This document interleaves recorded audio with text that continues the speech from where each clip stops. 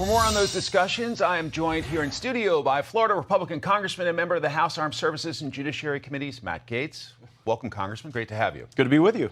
So is it worth it all going 15 rounds to elect a speaker? Absolutely. We got concessions that really were being rejected as early as Monday when it comes to being able to read legislation 72 hours before its adoption, individual appropriations bills, and ultimately what we negotiated ensures that we will never again have a circumstance like this omnibus spending legislation, because bills will have to comport to a single subject. There will be germanity requirements on amendments, and so it's going to be an open process, a transparent process. I'm thrilled at where the House of Representatives is today. You were quoted as saying the construct of these rules concessions functionally turn the speakership into a ceremonial position. Do you mean that? Well, Speaker McCarthy is our speaker, and long live the speaker. I look forward to working closely with him, but he did agree, to his great credit, to democratize power to the membership. Oftentimes, these committees that decide what bills come to the floor, what the spending paradigm is, they're controlled just by people loyal to the speaker. Now what we have is a real representation of all of the different viewpoints within our conference. On the Rules Committee, on the Appropriations Committee, we fought hard to get agreements to have conservatives on those committees, to have our budget hawks on appropriations, and I can't wait to see what we're able to do when we unlock the potential of all of our members going forward. What about the concern that this delayed process weakened him? And to recap, we've got a Democrat in the White House, we've got Democrats running the United States Senate. Don't you need him to be as strong as possible? Well, I think the way to have a strong Republican position on a lot of these issues is to have strong Republicans on the most relevant committees. And I don't really get the critique that taking from Tuesday to Friday to work this out puts the Republican majority in peril. I mean, you know, Mike, that in the summer, the entire Congress takes like 6 weeks off, where we're not even around at all. So to take 4 days to figure out who's going to be second in line to the presidency and to ensure that we have a House of Representatives that is a fighting force going to check the Biden administration, absolutely worth it. Up next is the rules package, the governing rules for the next 2 years in the House of Representatives. Any drama there?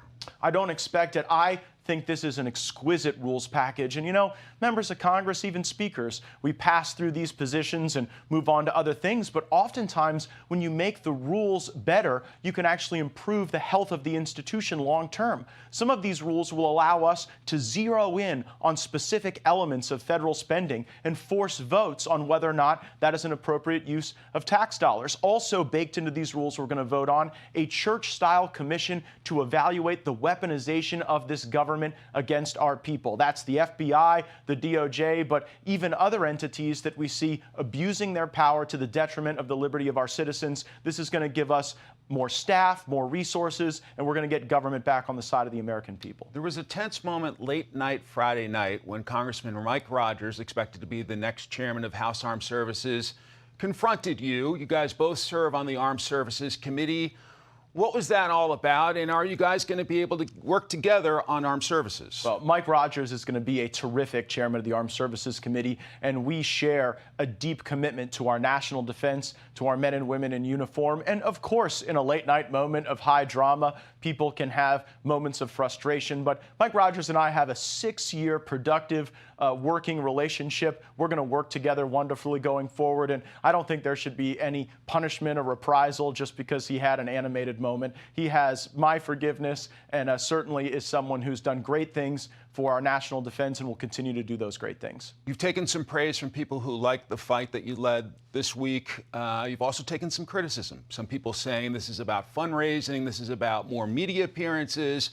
Do you consider yourself a serious legislator? Well, absolutely. I mean, one of the reasons we fought for these rules was to ensure that all members of Congress can get involved in the legislative process at a more granular level. For far too many years, under both Republican and Democrat control, power has been centralized in a select few, and that's not good for the republic.